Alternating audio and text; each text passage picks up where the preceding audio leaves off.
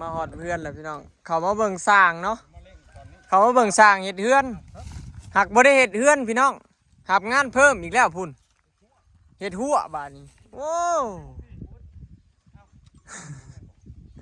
เฮ็ดหัวอันหัวอันที่ติดกับเดินไปแถวมาลาเด้พี่น้องเพิ่นซื้อตะข่ายมาหัวเขามาดูแล้วเลยขี้ข้านไล่ก็มีเวลาเฮ็ดเงินเลยก็เลยเฮ็ดหัวก่อนอายุขึ้นได้ไหมขี้ข้านไหลงัวที่เพิ่นก็เลยเฮ็ดหัวก่อนยังว่าจะเพิ่มเพชรนะพูดง่ายได้พูดเด้อวันหน้างานก็เสือเรื่องอยู่พี่น้องพูด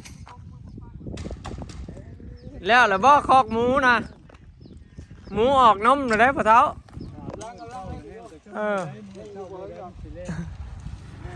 เฮาโพสต์ขายอยู่เด้อนี่ตัวละพันผู้ใดอยากได้ก็มาซื้อเอารถพี่น้องหมูน้อยบ่แพงเนาะถูกสุดตั้งแต่เคยเลี้ยงหมูมาตัวละพันถือกว่าหมูลาดอีกหมูลาดยังตัวละ1,100 หมูพันตัวละพันโอ้ถือแห้งพี่น้องบอยโพสต์ขายเนาะผู้ใดอยากได้กะแซดมาหาบอยเนาะผู้ใดอยากได้ไปเลี้ยงพี่น้องตัวละพันหมูน้อยมีซาวโต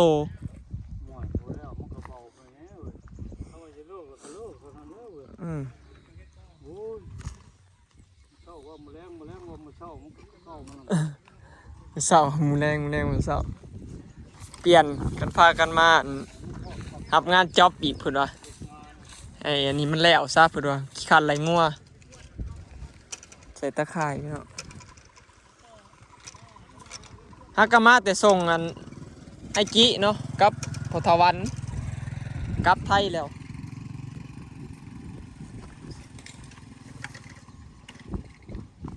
สงกรานต์เพิ่นว่าสิมาใหม่พี่น้องเดือนหน้าเนาะบอยคิดว่ายังสงกรานต์อีก 2-3 เดือนเพราะว่าเบิ่งวันที่ปฏิทินแล้วว่าเดือนหน้านี่ ไวขนาดปีนี้เดียวบุญหินได้มื้อนี่3 มื้อ 3 คืนพี่น้องบุญหินเนาะมื้อนี้เป็นมื้อที่2มื้ออื่นมื้อที่3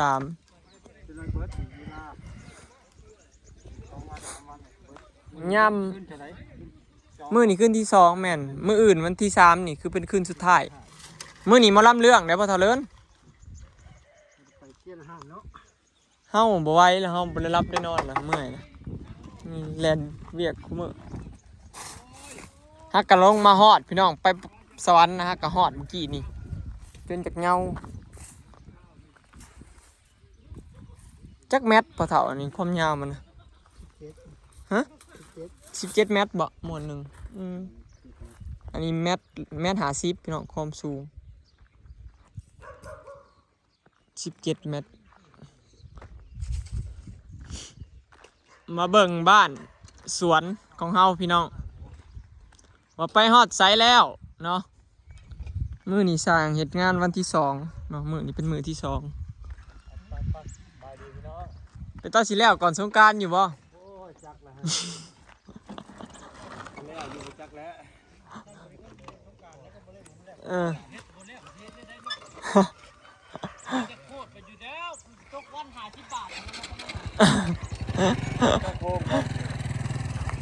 บ่ยากนะเฮ็ดบ่แล้วก็ใช้เบอร์ก่อนดอกพุละ100สงกรานต์3 มื้อก็300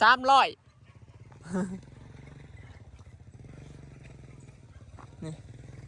สร้างมันใส่ข้อ2เลยพี่น้องความสูงพอเขาเทพื้นแล้วปุ๊บเนาะ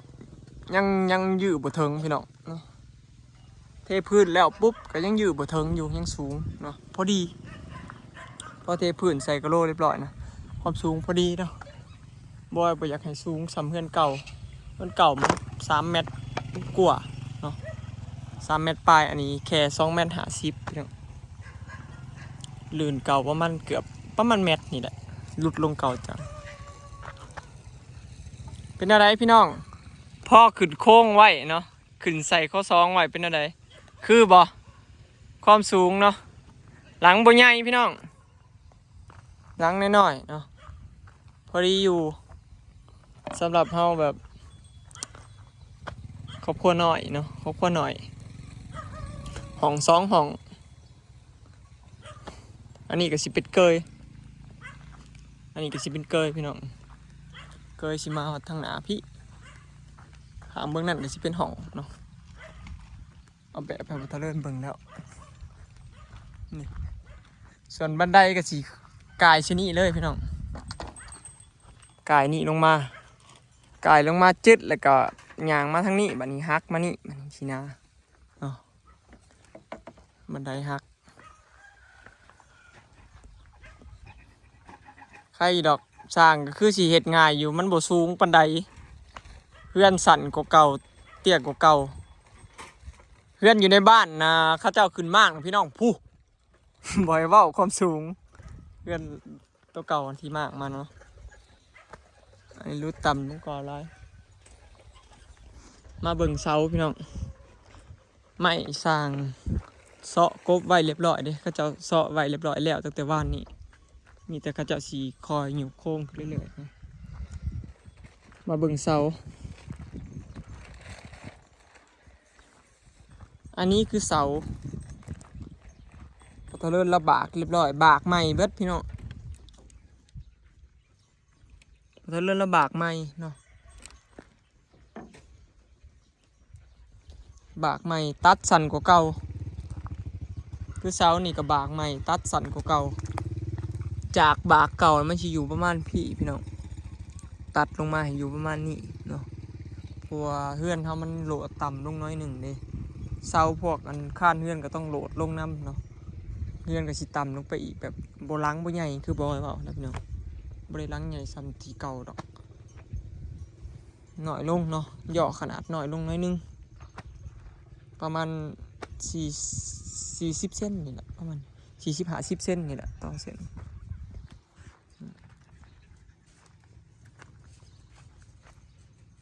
ประมาณนี้เนาะเดี๋ยวไม่ทายากันปลวกเรียบร้อยพี่น้อง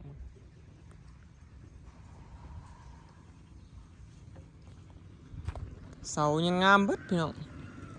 ไม่แกนคักลีเสานี้คักลีเนาะบัดมีเงินมีคำจากที่ทาสีหลายคนว่าคันเป็นบอยสาวลอยสีบ่ใจห่อนเฝ้าเฮ็ดเฮือนเพิ่นว่าสีบ่เฮ็ดเฮือนบ้านสวนนี่เพิ่นว่าบ่เฮ็ดพี่น้องบ้านสวนนี่เก็บเงินไปทุ่มเฮ็ดเฮือนอยู่ในบ้านเพิ่นว่าให้มันแล้วให้มันงามเพิ่นว่าพี่น้องไปทุ่มใส่เฮือนหลังเดียวนะเพิ่นว่าถามว่าบอยอยากเฮ็ดแนวนั้นก็ได้พี่น้องแต่เนาะบอยบ่อยากเฮ็ด2หลังนี่แล้วพร้อมกันก็ได้เฮ็ดเฮือนหลังน่ะให้มันงามเลยก็ได้เนาะเว้าตรงๆซาบอยพอมีเงินอยู่พี่น้องบ่ได้ว่าบ่มีเงินเนาะบอยอยากเฮ็ดให้มันแล้วอยากทาสีแล้วเบิดน่ะเฮือนน่ะงามเบิดเลยน่ะบอยอยากทุบเฮ็ดใหม่น่ะก็ได้เนาะ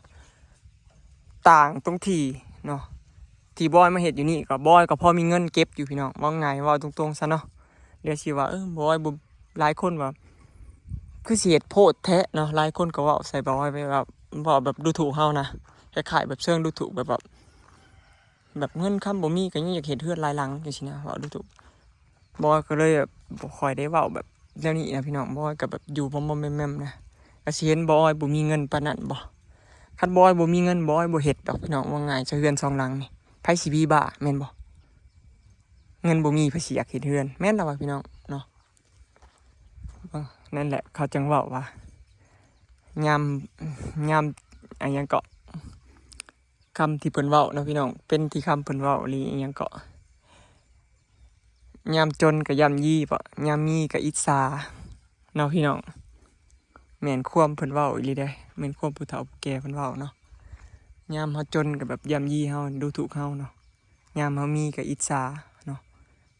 แต่บ่ได้สนใจแล้วพี่น้องเนาะส่วนเฮือนสิงามขี้ร้ายแบบนั้นแบบนี้ก็อย่าเนาะเพราะว่าเฮือนที่เฮ็ดมานี่เงินถูกบาทถูกสตางค์บ่ได้มีไผซอยบ่จักบาทเนาะเงินถูกบาทตีนับตั้งแต่เฮ็ดทรงเฮ็ดเสาถูกต้น บอยหามาด้วยน้ำผักน้ำแรง2ผัวเมียเนาะนับตั้งแต่เพื่อนหลังนี้กับเพื่อนในบ้านเนาะบอยหามากับเมีย2คนเนาะกะที่ FC ที่เพิ่นติดตามเฮาหรือที่เพิ่นแบบอันนั้นเฮากับแบบเพิ่นก็เข้าใจอยู่พี่น้องเนาะบอยกว่าสิได้นั่นนี่แต่ละอย่างนี่บ่แม่นง่ายเนาะบอยลงสังเกตลงรถพี่น้องบอยลงคลิปมื้อหนึงนี่5-6คลิปเนาะบอยต้องแบบแต่ละมื้อน่ะบ่ได้กินได้หยังพี่น้องตามที่เห็นนั่นล่ะบอยแทบสิบ่มีเวลาพักผ่อนเนาะเบิ่งหน้าตาบอยก็ฮู้พี่น้องว่าเมื่อยส่ำใดนะแต่ว่าบอยก็ยังสู้นะพี่น้องบอยว่าสิอยู่ซื่อๆแล้วนะว่าสิบ่เว้าเรื่องนี้พี่น้องเพอบอยบ่ได้ให้ค่าอันคนแบบประเภทนี้อยู่แล้วพี่น้องเนาะคนหักเฮามันก็คนหักเฮาก็หลายนะพี่น้องเอาที่แน่ๆเนาะ FC ที่มาให้กำลังใจบอยนี่หลายกว่าคนสั่งว่าง่ายๆซะพี่น้องเนาะก็เลยแบบบ่ได้สนใจอันนี้แค่ว่ามาประเด็นที่สุดเลยพี่น้องเนาะบ่ได้ว่าสิเว้าให้ดราม่าอันนี้พี่น้องเราสู่ฟังเนาะต่อให้บอยมีเงินนั่นหลายล้านบอยก็บ่เฮ็ดดอกพี่น้องเฮือนอยู่ในบ้านบ่เฮ็ดให้มันแล้วบอยอยากเห็นให้แล้วบ่แล้วพี่น้องบอยอยากยกพื้นเลยบ่ยกพื้นก็ได้เนาะสำนั่นน่ะจิบๆอยู่แล้วแต่เนาะบอยอยากเฮ็ดไปทีละขั้นตอนเนาะบ่แม่นว่าบอยบ่มีเงินพี่น้องก็พอมีอยู่เนาะแต่มีบ่หลายถ้าว่าอยากเฮ็ดให้มันแล้วคือ FC ว่าเฮือน2หลังเฮ็ดพร้อมกันให้มันแล้วปุ๊บเฮ็ดได้เนาะแต่บอยบ่อยากเฮ็ดให้มันแล้วบัดเดียวเนาะเพราะว่ายังบอยยังมีอีกอย่างหนึ่งเนาะที่บอยยังสิเฮ็ดนะพี่น้องบ่แม่นเกี่ยวกับเพื่อนเนาะแต่เป็นธุรกิจที่สิเฮ็ดให้เฮารวยขึ้นแล้วก็ให้ครอบครัวเฮามีอยู่มีกินขึ้นเนาะเฮ็ดเฮือนนี่บ่มีทางว่าสิได้เงินเพิ่มขึ้นหรือว่าได้กำไรเนาะมีแต่สิผุพังไปตามกาลเวลาเนาะพี่น้องเพราะฉะนั้นแล้วก็คอยเฮ็ดไปทีละหน่อยเนาะมีเงินก็คอยต่อเติมไปเนาะบ่ให้คิดแนวนี้พี่น้องขอแต่มีเงินมีคำใช้เนาะถึงเฮือนสิบ่งามแต่ว่าขอมีเงินมีคำใช้เนาะอยากกินหยังก็ได้กินเนาะพี่น้อง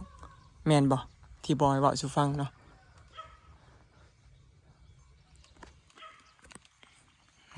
เดี๋ยวสิว่าบอยโมอีกแล้ว เอาพี่น้องเดี๋ยวสิว่าเดี๋ยวสิเห็นมีเม่นว่าบักออยโมอีกแล้วพุ่นน่ะเดี๋ยวข่อยสิเฮ็ดให้เบิ่งเนาะพี่น้องเดี๋ยวท่าเบิ่งโลดว่าชีวิตข่อยนะมันสิเป็นจั่งใดบ้านของข่อยแต่ละหลังมันสิเป็นจั่งใดเนาะเดี๋ยวสิเฮ็ดให้เบิ่งเนาะแต่ว่าบ่ได้ใส่ใจอยู่แล้วล่ะเรื่องแบบนี้นะเพราะว่าบ่ได้มีคนที่เว้าใส่เฮานะบ่ได้ออกเงินใส่เฮาจักบาทเนาะทุกอย่างคือเฮาหาเองเนาะคือ FC เพิ่นเว้านะพี่น้องว่าเฮ็ดเฮือนตามใจผู้อยู่ผูกอู่ตามใจผู้นอนเนาะพี่น้องเฮามักแนวใดเฮาก็เฮ็ดพอเฮือนเป็นเฮือนของเฮาเองเฮาเป็นคนอยู่เนาะผู้อื่นบ่ได้มาอยู่นำนั่นแหละพี่น้องแล้วก็มีอีกผู้หนึงเนาะเพิ่นว่าสิเฮ็ดไปเฮ็ดหยังเฮือนหลายลงหลายหลังเนาะเอ้าจักสิว่าแนวใดพี่น้องเฮาก็อยากเฮ็ดนะเฮาก็อยากมีเฮือนเป็นของเจ้าของนะมีหลายหลังก็ดีตัวเนาะแม่นบ่พี่น้องมีเฮือนหลังนี่ถึงสิบ่มีคนอยู่ก็ย่านต่างชุมงหรือว่าแขกคนมาอ้ายน้องเฮามาแต่ทางไกลทางหยังหรือว่า FC มาก็ให้เพิ่นมานอนนี่นะพี่น้องความคิดบ่อ้อยเด้บ่ได้ว่าสิเฮ็ดให้แต่เจ้าของอยู่เด้พี่น้องความคิดบ่อ้อยได้บางเทื่อหมู่คู่บ่อ้อยมาแต่ทางไกลจังซี่ก็ให้มานอนบ้านสวนจังซี่นะหรือว่าบ่ก็สิมานอนบ้านสวนน้ำหมู่จังซี่นะเปลี่ยนบรรยากาศเด้เพราะว่าอยู่สวนกับอยู่ในบ้านมันต่างกันเด้พี่น้องบรรยากาศต่างกันเด้อยู่นี่โล่งเย็นสบายบ่มีฝุ่นเลยเนาะอยู่บ้านอยู่บ่ได้เนาะแล้วก็ส่วนอยู่บ้านนะครับ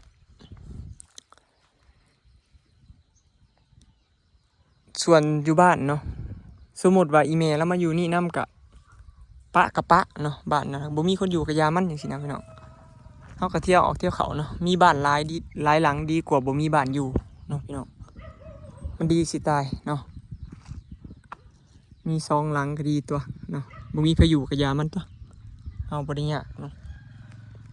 พอบอยคิดเพื่อแขกคนมาเนาะไอ้น้องหมู่คู่นะเพื่อ FC มากสิบอยก็สิให้เพิ่นมานอนนี่อีกสินะหรือว่าหมู่เนาะที่ว่าเขาเจ้ามาทางบ้านไกลนะมานอนนี่สินะเพอบอยเฮ็ด2ห้องเนาะห้องแขกนี่ก็ประมาณนี้พี่น้องเนาะกว่าสิได้แต่ละอย่างบ่แม่นง่ายเนาะเพอเศรษฐกิจซุมื้อนี้ก็มันบ่มีหยังแน่นอนพี่น้องแล้วก็อีกอย่างหนึงเนาะมีผู้อิจฉาหั่นนะพี่น้องเห็นเฮามีนั่นมีนี่เฮ็ดนั่นนี่แฮงอิจฉาเนาะบ่อยากสิบอกว่าบ่ยังอีกอย่างหนึงที่บ่บ่ได้แบบอวดอ้างนะแต่บ่บ่บอกดอกว่าอีหยังบ่ซื้อไว้แล้วเนาะเนี่ยประมาณนี้พี่น้องเนาะเหลืออีกยกโค้งขึ้นเนาะยกโค้งแล้วก็เตรียมสิมุงหลังคาแล้วก็จบเนาะแล้วก็จังสิปูแป้นแอมเนาะ ฮะค้างใส่นี่บ่อันนี้มันบ่แม่นค้างอันนี้นะมันสิเป็นห้องตัวข่อยเจ้าเบิ่งเด้อเฮ้ยห้องมันสิมาแบบนี้แม่นบ่จัดแล้วก็จัดเหลี่ยมมันเด้เข้าใจแล้วแล้วเจ้าบ่ได้เบิ่งแบบบ่ว่ากันได้เด้นี่เสิงนี้มาเสิงจึกมานี่แล้วก็มันสิแล้วก็หักศอกไปอีกเหาะออกไปนี่นี่ตามแบบที่เฮาเบิ่งกันแล้วยังซีเขาจะทำดังบุบแล้ว แม่น คิดกับท่าจะเอาขึ้นแล้วแม่บอก เห็นอะไรก็ได้แต่ว่าถ้าแล้วเอาขึ้นมันสิบ่นั่นบ่เพราะว่าเขาต้องได้กบเซาะจังซี่นะมันทั้งยากันปวกแหน่ก็จักสิเท่าใดเขาก็สิท่าแต่แอมติเขาบ่ได้ท่าติข้อ2เดี๋ยวท่าเบิ่งพี่น้องมันสิเป็นอะไรแต่ว่าพ่อเขาเจ้าใส่ข้อ2แล้วเนาะบอยว่าความสูงพอดีไหมเทคานปูกะโลกับ30เซนได้ฮอดบ่อนนั่นได้เฮ้ยฮู้นเด้นั่นแหละในบ่อนตีนเจ้านั่นยื้อขึ้นบัดนี้บ่จะไปยืนบ่อดินสูงๆนั่นแล้วยื้อขึ้นหั่นนั่นแหละเขาสิเทปูนลาดพื้นก็สิประมาณสูงนั่นแหละ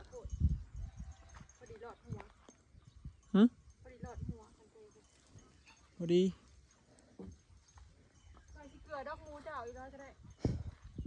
มือนี้เหย้าพี่น้องย่านเมียเมื่อยก็เลยว่าขับรถผู้เดียวซะเมื่อยผู้เดียวก็อย่ามันเพราะว่าสลอยเพิ่นยากส่งนมให้ลูกได้บ่กลางคืนบ่ให้ลูกบ่ให้แบบเมื่อยผู้หนึงก็ยังไข้ยังผู้หนึงนะเข้าไปไก่แล้วฟ้าเล่นน้ำเวลาเด้ย่านบ่ทันโอ้ยข่อยใกล้แล้วพี่น้องเนาะขั้นตอนนี้ก็สิยกโค้งมุงหลังคาไว้เนาะยกโค้งมุงหลังคานี่ก็บ่เฮิงดอกเพราะว่าบ่ได้คือเฮือนแอมเด้กี้นะสลอยว่าอยากเฮ็ดเฮือนในบ้านทาสีในบ้านให้มันแล้วซะก่อนจึงอยากให้สร้างมาเฮ็ดตัวนี้บัดนี้สร้างคนที่เฮ็ดนี่เขาว่างงานเขาอยากมาเฮ็ดแต่ว่าเพิ่นเด้อน่ะบ่ว่างพี่น้องแต่ว่ากลุ่มเขาเจ้าแหละเขาว่างงานเขาบ่มีงานเฮ็ดเขาเจ้าจะมาเฮ็ดยังมาเซาะยังไว้สลอยก็เลยว่ามาเขาเจ้าก็บ่ได้มาคู่มือแล้วแต่มือว่างเขาเจ้านะเขาเจ้าก็สินัดกันมาเองนี่บ่ได้ว่าเขาเจ้าสิมาเฮ็ดคู่มือดอกแล้วแต่มือได้ว่างตรงกันเด้เขาก็งานหลายอำมาลาก็เสร็จแล้วบ่สร้างเฮานี่แล้วเฮ็ดตะนางให้นั่นเขาไปตะเลินสร้างงัวเขาก็เลยสิใช้เฮ็ดหับจ็อบเฮ็ดตะข่ายอ้อมซะก่อนจังสิมาเฮ็ดตัวเฮือนต่อจังซี่นะสร้างงัวเขาเจ้าขี้คร้านไล่เขาเจ้าบรรยากาศบ้านสวนเนาะโอ้มีไงสร้างคอยเฮ็ดเฮือนอยู่บ้านนะเผาอยากออกมาเฮ็ดของเจ้าด้วยนี่นะไปมาอยากทีมงานคอยเลย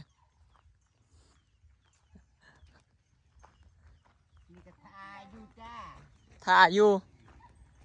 จะกูเคียวบ่จะคือบอกฟังสีดมาสีดถ่าอยู่แล้วโว้สัตว์อีเด้อรถผู้เดียวอันสุดหล่อกับเมื่อส่งเลย โอเคเนาะพี่น้องคลิปนี้ก็สิขอเก็บภาพบรรยากาศไว้สำหรับนี้เด้อเนาะพี่น้องเดี๋ยวสิมีโครงการยังเกิดขึ้นเนาะ ถ้าเบิ่งพี่น้องเนาะคันเฮือนบอยทั้งในบ้านใส่กระจกแล้วก็สร้างในบ้านก็สิมาเฮ็ดเฮือนให้แม่เฒ่ามาลาต่อเนาะคลิปนี้ก็สิขอเก็บภาพบรรยากาศสำนี้เด้อเนาะพี่น้องฝากเป็นกำลังใจเบิ่งคลิปให้เฮาหน่อยเด้อเนาะเดี๋ยวถ้าเบิ่งว่าเฮือนแม่เฒ่ามาลาสิเป็นจังไดพี่น้องเนาะของบอยในบ้านก็ใส่กระจกแล้วก็สิบ่เฮิงดอกเนาะบ่เฮิงเขาก็สิได้ออกมาพี่เนาะไปแล้วพี่น้องสบายดี